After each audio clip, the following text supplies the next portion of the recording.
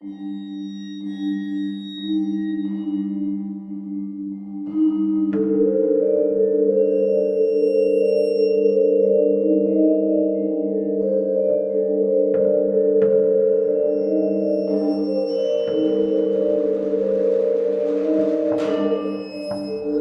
Ash Tree.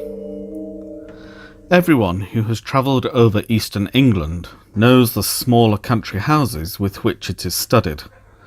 The rather dank little buildings, usually in the Italian style, surrounded with parks of some 80 to 100 acres.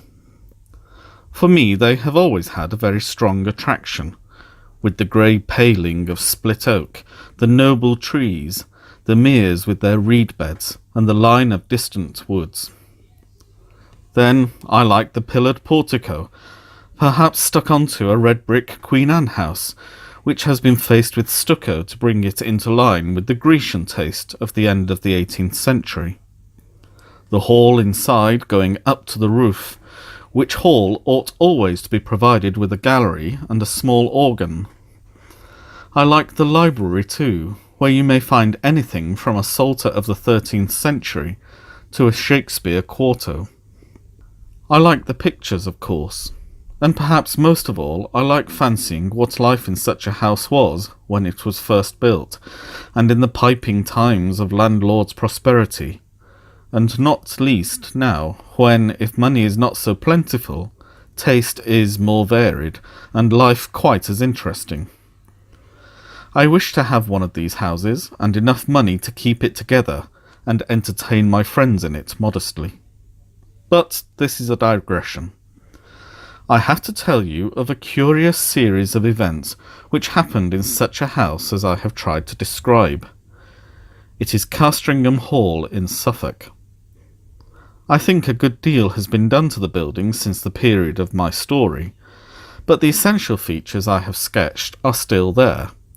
Italian portico, square block of white house, older inside than out, park with fringe of woods, and mere. The one feature that marked out the house from a score of others is gone. As you looked at it from the park, you saw on the right a great old ash tree growing within half a dozen yards of the wall, and almost or quite touching the building with its branches. I suppose it had stood there ever since Castringham ceased to be a fortified place, and since the moat was filled in and the Elizabethan dwelling-house built. At any rate, it had well nigh attained its full dimensions in the year 1690. In that year, the district in which the hall is situated was the scene of a number of witch trials.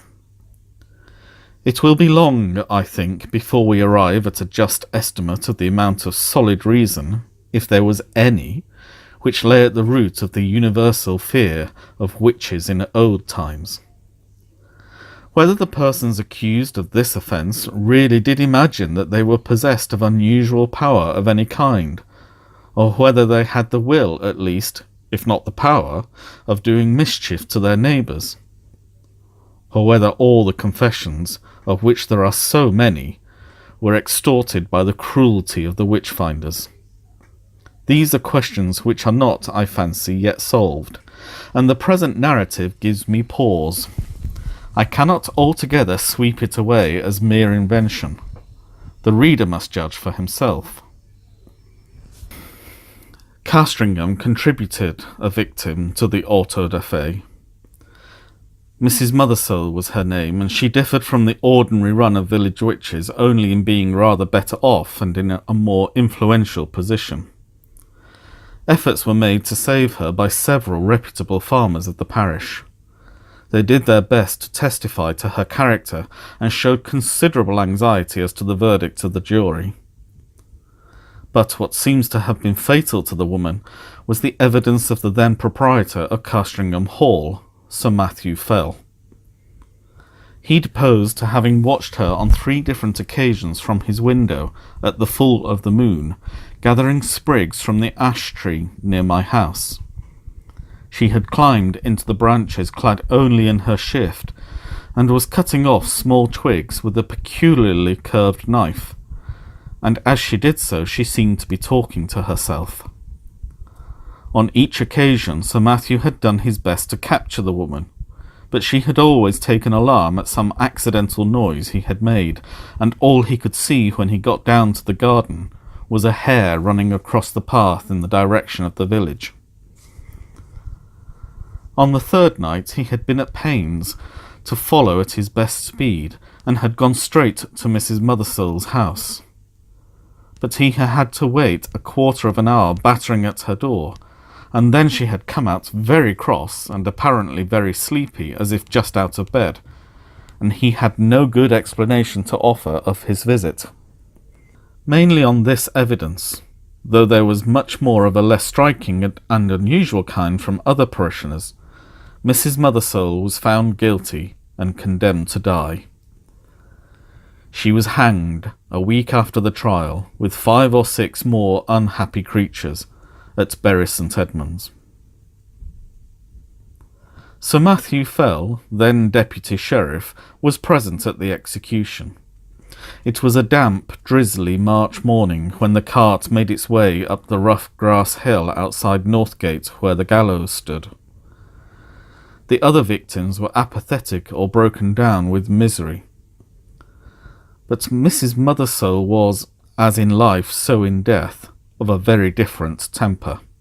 Her poisonous rage, as a reporter of the time puts it, did so work upon the bystanders, yea, even upon the hanged man, that it was constantly affirmed of all that saw her that she presented the living aspect of a mad divil.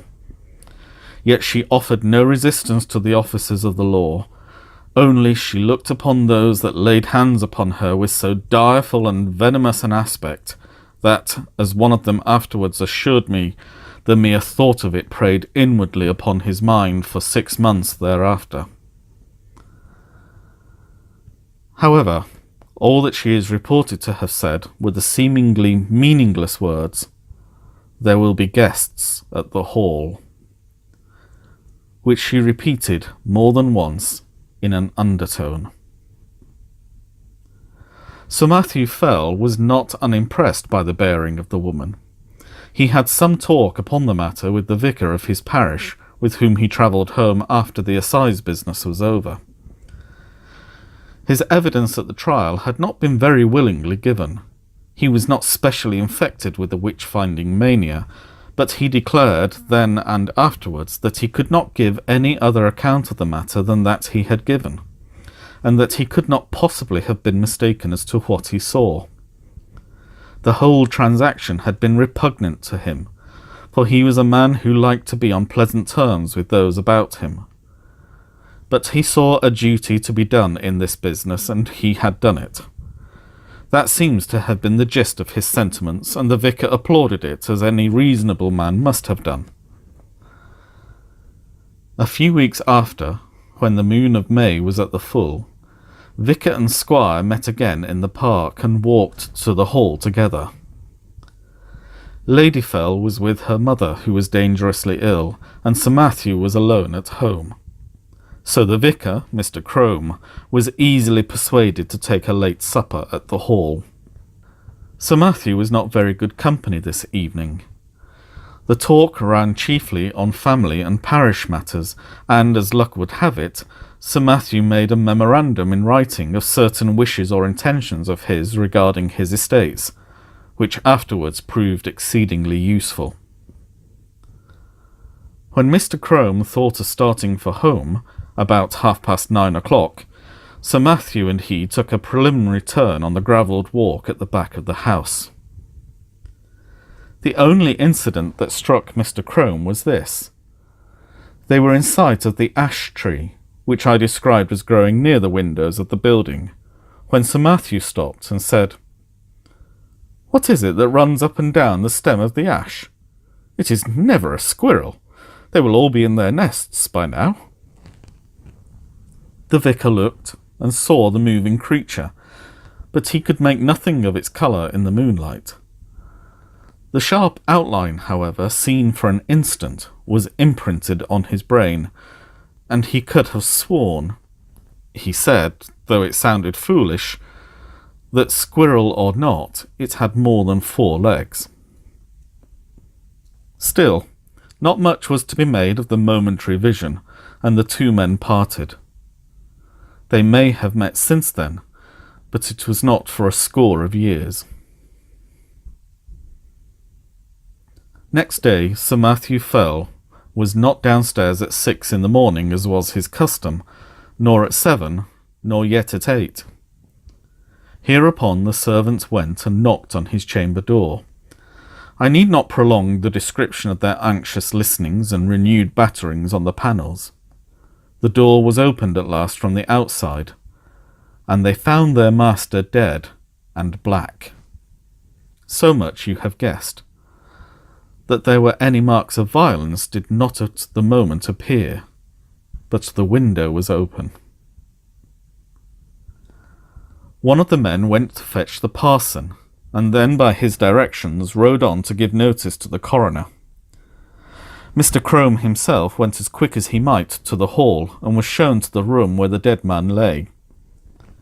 He has left some notes among his papers, which show how genuine in respect and sorrow was felt for Sir Matthew, and there is also this passage, which I transcribe for the sake of the light it throws upon the course of events, and also upon the common beliefs of the time.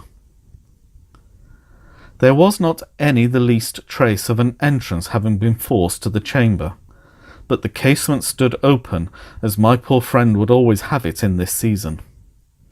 He had his evening drink of small ale in a silver vessel of about a pint measure, and tonight had not drunk it out.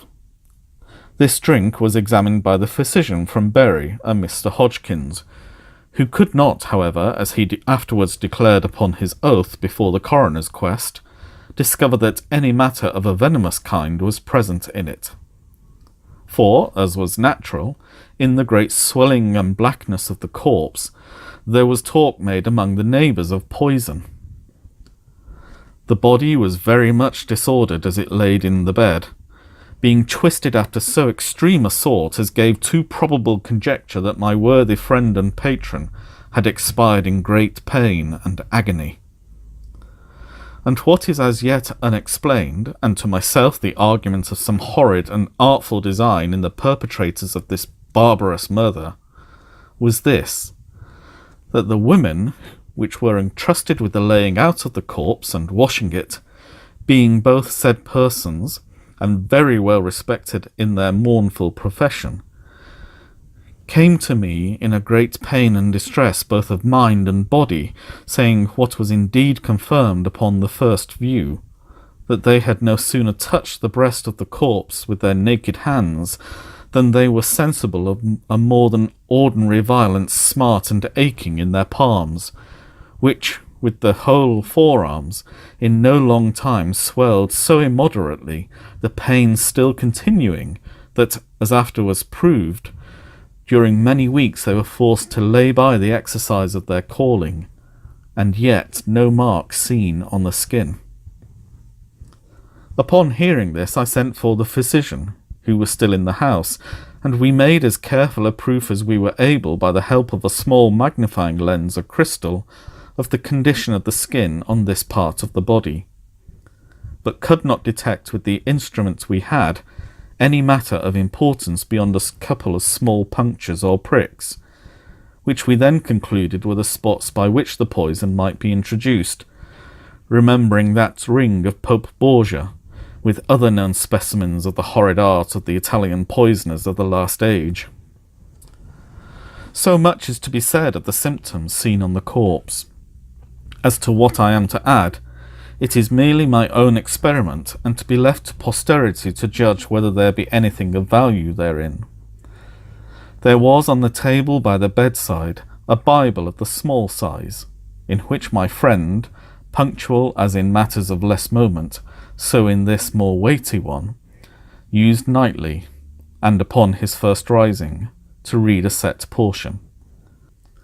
And I, taking it up, not without a tear duly paid to him, which from the study of this poorer adumbration was now passed to the contemplation of its great original, it came into my thoughts, as at such moments of helplessness we are prone to catch at any the least glimmer that makes promise of light, to make trial of that old and by many accounted superstitious practice of drawing the sorts, of which a principal instance, in the case of his late sacred Majesty the Blessed Martyr King Charles and my Lord Falkland, was now much talked of.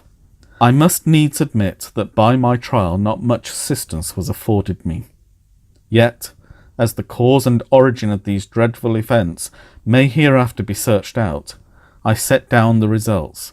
In the case it may be found that they pointed the true quarter of the mischief to a quicker intelligence than my own. I made then 3 trials, opening the book and placing my finger upon certain words, which gave in the first these words, from Luke chapter 13, verse 7, "Cut it down." In the second, Isaiah chapter 13, verse 20, "It shall never be inhabited." And upon the third experiment, Job chapter 39, verse 30, "Her young ones also suck up blood." This is all that need be quoted from Mr. Crome's papers. Sir Matthew Fell was duly coffined and laid into the earth, and his funeral sermon, preached by Mr. Crome on the following Sunday, has been printed under the title of The Unsearchable Way, or England's Danger and the Malicious Dealings of Antichrist, it being the vicar's view, as well as that most commonly held in the neighbourhood, that the squire was the victim of a recrudescence of the popish plot. His son, Sir Matthew II, succeeded to the title and estates. And so ends the first act of the Castringham tragedy.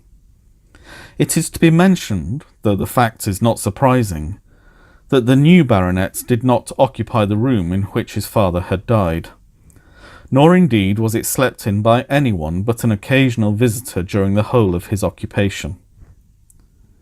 He died in 1735, and I do not find that anything particular marked his reign, save a curiously constant mortality amongst his cattle and livestock in general, which showed a tendency to increase slightly as time went on. Those who are interested in the details will find a statistical account in a letter to the Gentleman's Magazine of 1772, which draws the facts from the baronet's own papers.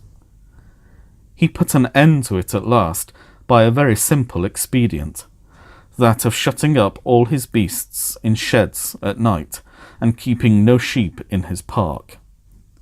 For he had noticed that nothing was ever attacked that spent the night indoors.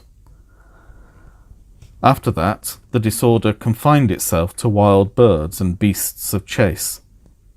But as we have no good account of the symptoms, and as all-night watching was quite unproductive of any clue, I do not dwell on what the Suffolk farmers called the Castringham sickness. The second Sir Matthew died in 1735, as I said, and was duly succeeded by his son, Sir Richard. It was in his time that the great family pew was built out on the north side of the parish church. So large were the squire's ideas that several of the graves on that unhallowed side of the building had to be disturbed to satisfy his requirements. Among them was that of Mrs. Mothersole, the position of which was accurately known thanks to a note on a plan of the church and yard, both made by Mr. Crome.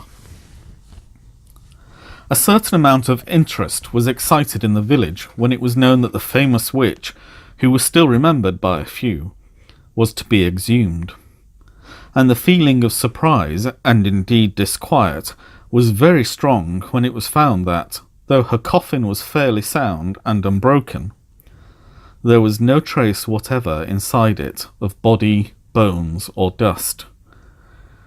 Indeed, it is a curious phenomenon, for at the time of her burying no such things were dreamt of as resurrection men, and it is difficult to conceive any rational motive for stealing a body otherwise than for the uses of the dissecting room. The incident revived for a time all the stories of witch trials and of the exploits of the witches, dormant for 40 years, and Sir Richard's orders that the coffin should be burnt were thought by a good many to be rather foolhardy, though they were duly carried out. Sir Richard was a pestilent innovator, it is certain. Before his time, the hall had been a fine block of the mellowest red brick, but Sir Richard had travelled in Italy and become infected with the Italian taste, and having more money than his predecessors, he determined to leave an Italian palace where he had found an English house. So stucco and ashlar masked the brick. Some indifferent Roman marbles were planted about in the entrance hall and gardens. A reproduction of the Sibyl's Temple at Tivoli was erected on the opposite bank of the mere, and Castringham took on the entirely new, and I must say a less engaging, aspect. But it was much admired and served as a model to a good many of the neighbouring gentry in after years. One morning, it was in 1754, Sir Richard woke after a night of discomfort. It had been windy, and his chimney had smoked persistently, and yet it was so cold that he must keep up a fire. Also, something had so rattled about the window that no man could get a moment's peace. Further, there was the prospect of several guests of position arriving in the course of the day, who would expect some sport of some kind, and the inroads of the distemper, which continued among his game, had been lately so serious that he was afraid for his reputation as a game preserver. But what really touched him most nearly was the other matter of his sleepless night. He could certainly not sleep in that room again. That was the chief subject of his meditations at breakfast, and after it he began a systematic examination of the rooms to see which would suit his notions best. It was long before he found one. This had a window with an eastern aspect, and that with a northern. This door the servants would be always passing, and he did not like the bedstead in that. No, he must have a room with a western lookout, so that the sun could not wake him early, and it must be out of the way of the business of the house. The housekeeper was at the end of her resources. "Well, Sir Richard," she said, "you know that there is but the one room like that in the house." "Which may that be?" said Sir Richard. "And that is Sir Matthew's, the west chamber." "Well, put me in there, for there I'll lie tonight," said her master. "Which way is it?" "Here, to be sure," and he hurried off. "Oh, Sir Richard, but no one has slept there these 40 years. The air has hardly been changed since Sir Matthew died there." Thus she spoke, and rustled after him. "Come, open the door, Mrs. Chiddock. I'll see the chamber, at least." So it was opened, and indeed the smell was very close and earthy. Sir Richard crossed to the window, and impatiently, as was his wont, threw the shutters back and flung open the casement. For this end of the house was one which the alterations had barely touched, grown up as it was with the great ash-tree, and being otherwise concealed from view. "Air it, Mrs. Chiddock, all to-day, and move my bed furniture in the afternoon. Put the Bishop of Kilmore in my old room." "Pray, Sir Richard," said a new voice, breaking in on this speech, "might I have the favour of a moment's interview?" Sir Richard turned round and saw a man in black in the doorway, who bowed. "I must ask for your indulgence for this intrusion, Sir Richard. You will perhaps hardly remember me. My name is William Crome, and my grandfather was vicar in your grandfather's time." "Well, sir," said Sir Richard, "the name of Crome is always a passport to Castringham. I am glad to renew a friendship of 2 generations' standing. In what can I serve you? For your hour of calling, and if I do not mistake you, your bearing, shows you to be in some haste." "That is no more than the truth, sir. I am riding from Norwich to Bury St. Edmunds with what haste I can make, and I have called in on my way to leave with you some papers which we have but just come upon in looking over what my grandfather left at his death. It is thought you may find some matters of family interest in them. You are mighty obliging, Mr. Crome, and if you will be so good as to follow me to the parlour and drink a glass of wine, we will take a first look at these same papers together. And you, Mrs. Chiddock, as I said, be about airing this chamber. Yes, it is here my grandfather died. Yes, the tree perhaps does make the place a little dampish. No, I do not wish to listen to any more. Make no difficulties, I beg. You have your orders. Go. Will you follow me, sir? They went to the study. The packet which young Mr. Crome had brought, he was then just become a fellow of Clare Hall in Cambridge, I may say, and subsequently brought out a respectable edition of Polyaenus, contained among other things the notes which the old vicar had made upon the occasion of Sir Matthew Fell's death. And for the first time Sir Richard was confronted with the enigmatical Sortes Biblicae, which you have heard. They amused him a good deal. Well, he said, my grandfather's Bible gave one prudent piece of advice. Cut it down. If that stands for the ash tree, he may rest assured I shall not neglect it. Such a nest of catarrhs and agues was never seen. The parlour contained the family books, which, pending the arrival of a collection which Sir Richard had made in Italy, and the building of a proper room to receive them, were not many in number. Sir Richard looked up from the paper to the bookcase. I wonder, says he, whether the old prophet is there yet. I fancy I see him. Crossing the room, he took out a dumpy Bible, which, sure enough, bore on the flyleaf the inscription, To Matthew Fell, from his loving godmother Anne Aldous, 2nd of September 1659. It would be no bad plan to test him again, Mr. Crome. I will wager we get a couple of names in the Chronicles. What have we here? Thou shalt seek me in the morning, and I shall not be. Well, well, your grandfather would have made a fine omen of that, hey? No more profits for me. They are all in a tale. And now, Mr. Crome, I am infinitely obliged to you for your packet. You will, I fear, be impatient to get on. Pray allow me another glass. So with offers of hospitality, which were genuinely meant, for Sir Richard thought well of the young man's address and manner, they parted. In the afternoon came the guests, the Bishop of Kilmore, Lady Mary Harvey, Sir William Kentfield, and so on. Dinner at 5, wine, cards, supper, and dispersal to bed. Next morning Sir Richard is disinclined to take his gun with the rest. He talked with the Bishop of Kilmore. This prelate, unlike a good many of the Irish bishops of his day, had visited his see, and indeed resided there for some considerable time.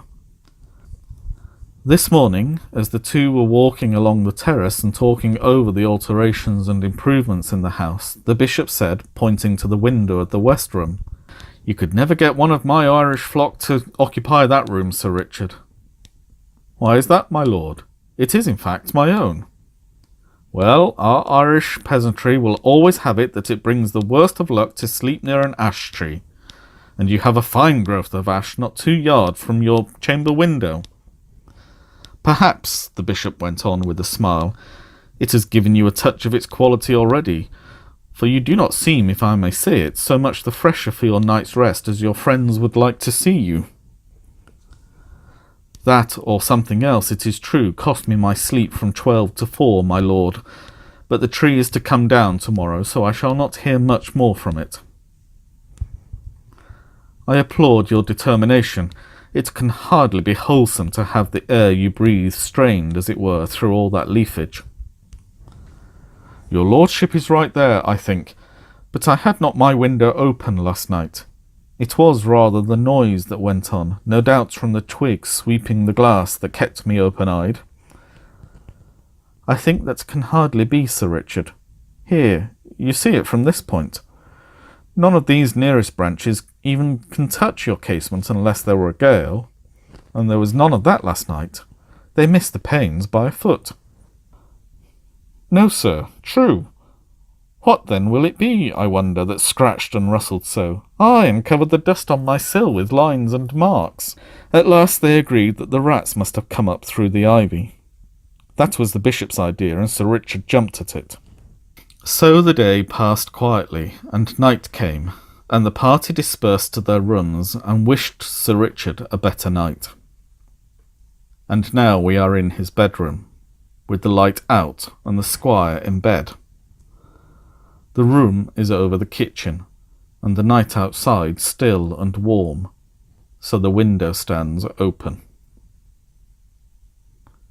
There is very little light about the bedstead, but there is a strange movement there. It seems as if Sir Richard was moving his head rapidly to and fro, with only the slightest possible sound. And now you would guess, so deceptive is the half-darkness, that he had several heads, round and brownish, which moved back and forward, even as low as his chest. It is a horrible illusion. Is it nothing more? There, something drops off the bed with a soft plump like a kitten, and is out of the window in a flash. Another, 4, and after that there is quiet again. Thou shalt seek me in the morning, and I shall not be. As with Sir Matthew, so with Sir Richard, dead and black in his bed. A pale and silent party of guests and servants gathered under the window when the news was known. Italian poisoners, popish emissaries, infected air, all these and more guesses were hazarded, and the Bishop of Kilmore looked at the tree, in the fork of whose lower boughs a white tomcat was crouching, looking down the hollow which years had gnawed in the trunk. It was watching something inside the tree with a great interest. Suddenly it got up and craned over the hole. Then a bit of the edge on which it stood gave way, and it went slithering in. Everyone looked up at the noise of the fall. It is known to most of us that a cat can cry, but few of us have heard, I hope, such a yell as came out of the trunk of the great ash. 2 or 3 screams there were, the witnesses are not sure which, and then a slight and muffled noise of some commotion or struggling was all that came. But Lady Mary Harvey fainted outright, and the housekeeper stopped her ears and fled till she fell on the terrace. The Bishop of Kilmore and Sir William Kentfield stayed. Yet even they were daunted, though it was only at the cry of a cat, and Sir William swallowed once or twice before he could say, "There is something more than we know of in that tree, my lord. I am for an instant search." And this was agreed upon. A ladder was brought, and one of the gardeners went up, and looking down the hollow could detect nothing but a few dim indications of something moving. They got a lantern and let it down by a rope. "We must get at the bottom of this, my life upon it, my lord, but the secret of these terrible deaths is there." Up went the gardener again with the lantern, and let it down the hole cautiously. They saw the yellow light upon his face as he bent over, and saw his face struck with an incredulous terror and loathing before he cried out in a dreadful voice and fell back from the ladder, where happily he was caught by 2 of the men, letting the lantern fall inside the tree. He was in a dead faint, and it was some time before any word could be got from him. By then they had something else to look at. The lantern must have broken at the bottom, and the light in it caught upon dry leaves and rubbish that lay there, for in a few minutes a dense smoke began to come up, and then flame, and, to be short, the tree was in a blaze. The bystanders made a ring at some yards' distance, and Sir William and the bishop sent men to get what weapons and tools they could. for clearly whatever might be using the tree as its lair would be forced out by the fire. So it was. First, at the fork, they saw a round body covered with fire, the size of a man's head, appear very suddenly, then seem to collapse and fall back. This 5 or 6 times. Then a similar ball leapt into the air and fell on the grass, where after a moment it lay still. The bishop went as near as he dared to it, and saw what but the remains of an enormous spider, veinous and seared. And as the fire burned lower down, more terrible bodies like this began to break out from the trunk, and it was seen that these were covered with greyish hair. All that day the ash burned, and until it fell to pieces the men stood about it, and from time to time killed the brutes as they darted out. At last there was a long interval when none appeared, and they cautiously closed in and examined the roots of the tree. They found, says the Bishop of Kilmore, below it, a rounded hollow place in the earth, wherein were 2 or 3 bodies of these creatures that had plainly been smothered by the smoke. And what is to me more curious, at the side of this den, against the wall, was crouching the anatomy or skeleton of a human being, with the skin dried upon the bones, having some remains of black hair, which was pronounced by those that examined it to be undoubtedly the body of a woman, and clearly dead for a period of 50 years.